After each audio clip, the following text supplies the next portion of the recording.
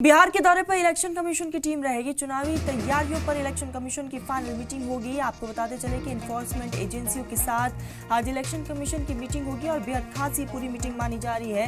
Nodal अफसरान के साथ इलेक्शन कमीशन की मीटिंग आज होगी। चुनावी तैयारियों का आज फाइनल जायजा इलेक्शन कमीशन की टीम लेगी। और आपको बता दें कि इस बीच जो है ये तमाम मीटिंग कई मायनों में बेहद अहम हो जाती है, क्योंकि कभी भी चुनाव की तारीखों का ऐलान हो सकता है और ऐसे में इलेक्शन कमीशन की तरफ से तैयारियों का जायजा भी लगातार लिया जा रहा है।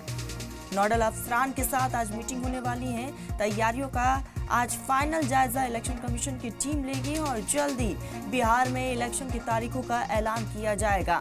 आपको बताते चले कि कल इलेक्शन कमीशन ऑफ इंडिया की तरफ से अलग अलग तमाम पार्टियों से बातचीत की गई है और उनके कई मसलों को भी सुना गया है। और आज नोडल अधिकारियों के साथ ही मीटिंग होने वाली है। एनफोर्समेंट के साथ ही मीटिंग होगी और इस मीटिंग के जरिए आगे की रणनीति और साथ ही साथ अभी आगे बिहार में क्या कुछ काम करना है इसको लेकर भी बातचीत और साथ ही तमाम तैयारियों को लेकर जायजा इलेक्शन कमीशन की तरफ से लिया जा रहा है।